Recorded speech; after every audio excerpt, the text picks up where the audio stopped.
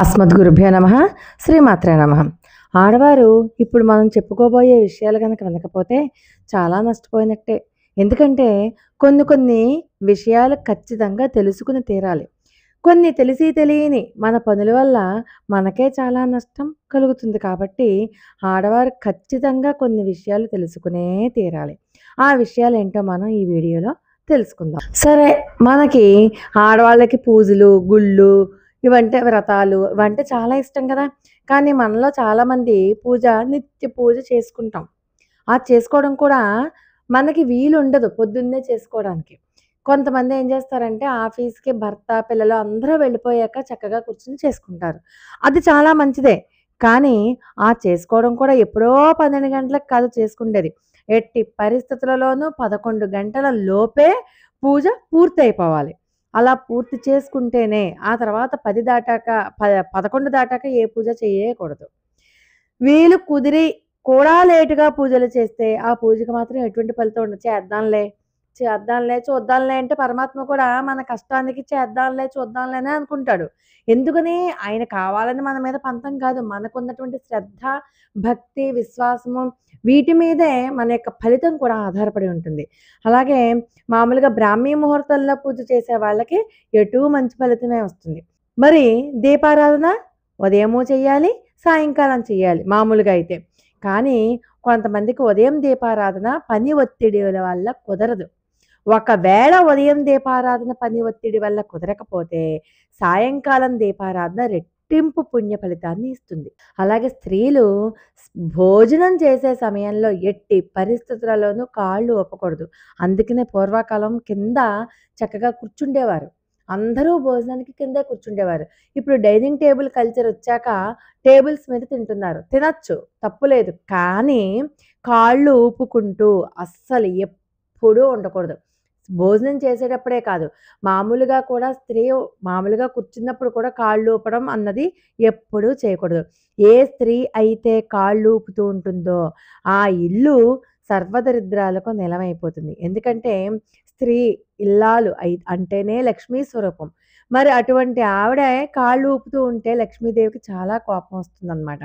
అలాగే ఇంట్లో ఉన్నటువంటి పొయ్యి కూడా లక్ష్మీ స్వరూపమే. అందుకనే మనం ఏ వంట చేసినా, ఏం చేసినా స్నానం చేసి చెయ్యాలి. కాబట్టి ప్రతిరోజు స్నానం చేశాక వంట చేస్తే అది అది ప్రసాదం కింద అవుతుంది. అంతేగాని నోట్లో బ్రష్ పెట్టుకుని స్నానం చేయకుండా అన్నం వండేసి పనులన్నీ అయిపోయాక స్నానం చేస్తే అది శరీరానికి వంట పట్టదు. మనలో సాత్విక భావాలు కావాలి అంటే, మనలో ఉన్నటువంటి నెగటివిటీ పోవాలి అంటే ఖచ్చితంగా స్నానం చేసే వంట చేయాలి. ఎంత స్నానం చేయడానికి ఒక 5 నిమిషాల కంటే ఎక్కువ పట్టదు. దానికోసం ఒక్క 5 నిమిషాలు ముందు లేచిన వెంటనే బ్రష్ చేసుకొని స్నానం చేసేస్తే అక్కడికి పనైపోతుంది. తర్వాత మళ్ళీ కావాలంటే మళ్ళీ రెండోసారి స్నానం చేయొచ్చు. అలాగే ప్రతిరోజు రాత్రి పడుకునే ముందే పొయ్యంతటిని గట్టంతా శుభ్రంగా కడిగేసుకుని, ముగ్గు వేసేసుకుని, హాయిగా ఒక శుద్ధ ముక్కతో అలా ముగ్గు వేసేసుకుని గనక శుభ్రంగా పెట్టుకుంటే గనక చాలా చాలా చాలా చాలా మంచి రోజు. మీరు పసుపు రాసేసి కుంకుమ బొట్లు అవేమీ పెట్టక్కర్లేదు. అట్లీస్ట్ కడిగేసి ఆ ముగ్గు వేసేయండి. కింద అరుగు మీద ముగ్గు వేసేయండి. అరుగు మీదే స్టవ్ పెడతాం కాబట్టి స్టవ్‌కి ఏమీ అక్కర్లేదు. అలాగే నెలసరి వచ్చినప్పుడు ఎవ్వరూ కూడా వంటగదిలోకి వెళ్ళొద్దు. పూజ గదిని మూసేయాలి. అలాగే 5వ రోజు స్నానం అయ్యాక పసుపు నీళ్లు తాగితే నెలసరి వచ్చిన వాళ్ళు అది చాలా చాలా చాలా మంచిది. శుద్ధి అవ్వడానికి ఇది ఒక రెమెడీ కూడా అన్నమాట. ఆ 5వ రోజు స్నానం అయిపోయాక ఇల్లంతా కూడా పసుపు నీళ్ళతో కానీ, గోమయంతో కానీ, గోమూత్రంతో కానీ ఇలా చిలకరించుకుని శుభ్రం చేసుకుంటే చాలా చాలా చాలా మంచిది. ఇంట్లో నెలసరి గనక కలుపుకోకుండా ఉంటే పక్కన కూర్చుంటే ఇంట్లో వాళ్ళు మిగతా వాళ్ళు పూజలు చేసుకోవచ్చు. కానీ ఇంట్లో స్త్రీలు నెలసరి గనక ఇంట్లో కలుపుకునేలా ఉంటే గనక ఖచ్చితంగా దేవుడి గది మూసేయాలి. ఎవరు కూడా పూజలు చేసుకోకూడదు. కొత్త బట్టలు వేసుకోకూడదు. ఆ 3 రోజులు ఇల్లంతా తిరగకూడదు. వంటగదిలో ఉన్నటువంటి అన్ని వస్తువులు ముట్టుకోకూడదు. కేవలం ఆ 3 రోజులకి సంబంధించి కొన్ని డబ్బాలను మాత్రమే సెపరేట్‌గా పెట్టుకుని అవి మాత్రమే ఉపయోగించండి. అయిపోయాక మళ్ళీ అవన్నీ కూడా ప్యాక్ చేసి ఒక చోట పెట్టుకోండి. మళ్ళీ నెల మళ్ళీ అవే వాటిని ఉపయోగించుకోండి. అంతేగాని ప్రతిరోజు, ప్రతిసారి, ప్రతి నెల కూడా అవన్నీ కలపద్దు.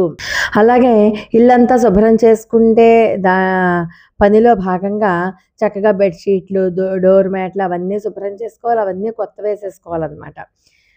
చాదస్తం కాదు, ఇవన్నీ కూడా నియమాలు. వీటి వల్ల నెగెటివ్ ఎనర్జీ పోతుంది. పాజిటివ్ ఎనర్జీ ఇంట్లో ఉంటుందనమాట. అలాగే మనం చీపురుని లక్ష్మీదేవి యొక్క స్వరూపంగా భావిస్తాం కదా! కాబట్టి ఇంట్లో ఉన్న చీపురును పొరపాటున కూడా కాలితో తొక్కకూడదు. ఇల్లు ఊడుస్తుంటే ఎవరైనా చీపురుని దాటుకుని వెళ్ళకూడదు. ఎవరిని చీపురుతో కొట్టకూడదు. పొరపాటున కూడా చీపురుతో ఎవ్వరిని కొట్టకూడదు. ఇలా ఈ పనులు గనక చేస్తే లక్ష్మీదేవి నిలబడదు. ఆ ఇంట్లో అనారోగ్య సమస్యలు ఏర్పడతాయి. స్త్రీలు ఇంట్లో వంట చేసేటప్పుడు పొయ్యి మీద ఎప్పుడూ కూడా ఎంగిలి పాత్రలను వేడి చేయకూడదు. అర్థమవుతుందా? కాబట్టి ఎట్టి పరిస్థితులలోనూ ఎంగిలి పాత్రలను పొయ్యి మీద వేడి చేయడానికి పెట్టకూడదు. ప్రతి లక్షవారం గానీ, ప్రతి శుక్రవారం కానీ ఇంటి ప్రధాన ద్వారానికంటే సింహద్వారానికి ఉన్న గడపకి చక్కగా పసుపు రాసుకొని బొట్లు పెట్టుకోవడం చేయండి. ప్రతి ఏకాదశికి ఇంట్లో మామిడి కొమ్మలు పెట్టుకోవడం చేయండి.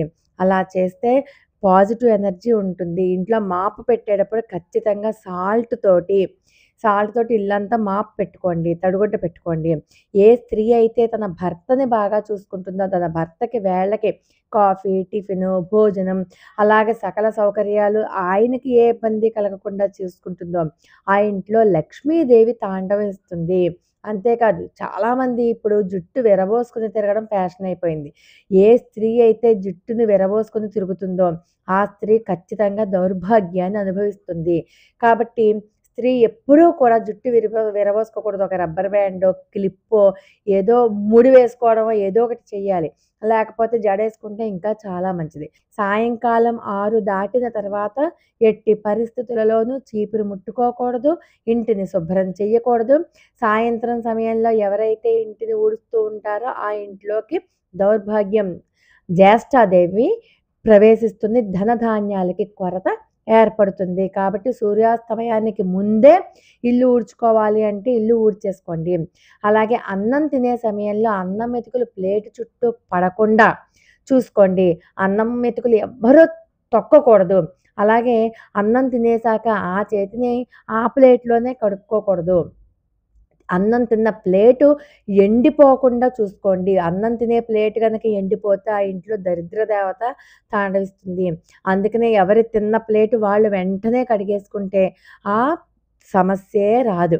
కాబట్టి వెంటనే ఎవరు తిన్న ప్లేటు వాళ్ళు కడిగేసుకోండి. లేకపోతే వాళ్ళందరూ తిన్న ప్లేట్లు ఏవైనా ఉంటే ఇంటి ఇల్లాలకి తప్పదు కాబట్టి ఆవిడ కడిగేసుకోవచ్చు. పని మనిషి ఉన్నా సరే పని మనిషి కోసం ఆ ప్లేట్లు అలాగే అట్టే పెట్టొద్దు. అలాగే అన్నం తినే ముందు చాలామందికి తుమ్ములొస్తూ ఉంటాయి. తుమ్మితే వెంటనే లేచి చేతులు కడుక్కొని భోంచెయ్యాలి. కూర్చుని మాత్రమే భోంచేయాలి. నిలబడి ఎప్పుడూ అన్నం తినకూడదు. సూర్యాస్తమయం తర్వాత ఎవ్వరికీ డబ్బులు ఇవ్వకూడదు. అలాగే ఎవరి దగ్గర నుంచి కూడా మనం అప్పు తెచ్చుకోకూడదు. మనం అప్పు ఇవ్వనప్పుడు మనం ఎవరి దగ్గర నుంచైనా అప్పు ఎలా తెచ్చుకుంటాం? అది కూడా తెచ్చుకోకూడదు. లక్ష్మీదేవికి ఆగ్రహం కలుగుతుంది.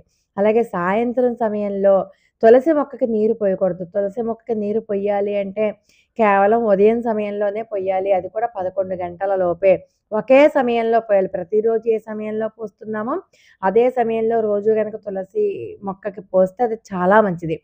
తులసి మొక్కని సాయంత్రం సమయాలలో కనీసం ముట్టుకోకూడదు కూడా. కానీ దూరం నుంచి దీపం పెట్టుకోవచ్చు. తులసి కోట దగ్గర లేకపోతే తులసి మొక్క దగ్గరో ఖచ్చితంగా దీపం పెట్టుకోవచ్చు. అలాగే సాయంకాలం 6 దాటాక అంటే సూర్యాస్తమయం అయ్యాక మనం లైట్లేస్తాం కదా! ఆ లైట్లు వేసినప్పుడు ఇంటి ప్రధాన ద్వారాన్ని తెరిచే ఉంచుకోవాలి. మూసి మాత్రం ఎట్టి పరిస్థితులలోనూ ఉంచుకోకూడదు.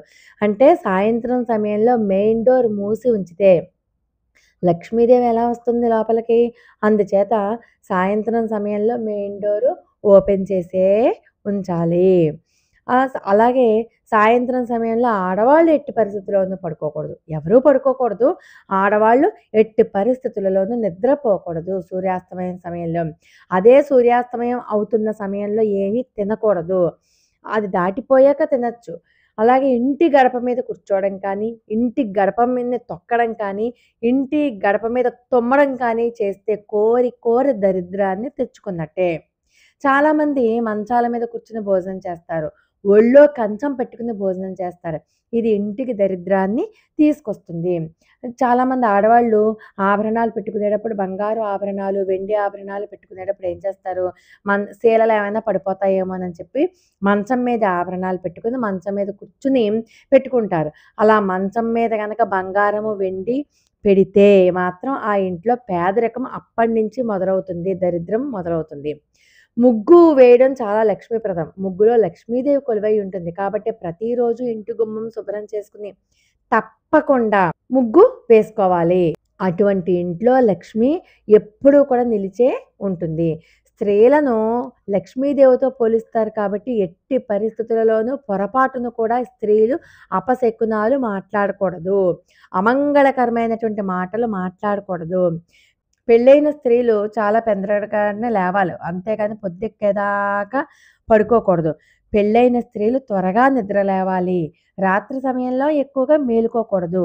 ఏ స్త్రీ అయితే రాత్రి సమయంలో నిద్రపోకుండా ఉంటుందో అలాంటి స్త్రీలకి రాహుకేతు దోషాలు ఏర్పడతాయి కాబట్టి ఎక్కువగా రాత్రి ఎక్కువసేపు మెలకువగా ఉండకూడదు. అలాగే ఉదయం ఎక్కువసేపు నిద్రపోకూడదు. ఉదయం సూర్యోదయానికి ముందే నిద్ర లేవాలి. అలాగే పొద్దస్తమాను కొంతమంది స్త్రీలు చూడండి, వాళ్ళకి మంచం చూస్తే చాలు నిద్ర వచ్చేస్తూ ఉంటుంది. అంటే ఒక ప్రెగ్నెంట్ లేడీకి తప్ప, అలాంటి స్త్రీలకు తప్ప మిగతా వాళ్ళు గనక నిద్రపోతే వాళ్ళకి అనారోగ్యం కలగడంతో పాటు ఇంట్లో ధనహాని కలుగుతుంది. పెళ్ళైన ఆడవారు దీర్ఘ సుమంగళిగా ఉండాలి అంటే స్త్రీలు తమ మంగళసూత్రాన్ని, గాజులను, చెవి కమ్మెలను, కాలిమెట్టెలను ఎప్పటికీ తీయకూడదు. అలాగే ఉంచుకోవాలి. కొంతమంది మంగళసూత్రాన్ని తీసి గోడకో, మేకుకో తగిలిస్తూ ఉంటారు మెరుగుపోతుందని. అలాగే చెవి కమ్మలు తీసేస్తారు, గాజులు తీసేస్తారు. అవన్నీ కూడా అమంగళకరమైనటువంటి పనులు కాబట్టి ఎప్పుడూ కూడా మంగళకరమైనటువంటి వస్తువులను మెడలోంచి తీసేయకూడదు. తాళి కట్టినటువంటి తాళిని అలాగే ఉంచుకోవాలి. నల్లపూసలు అంటారా?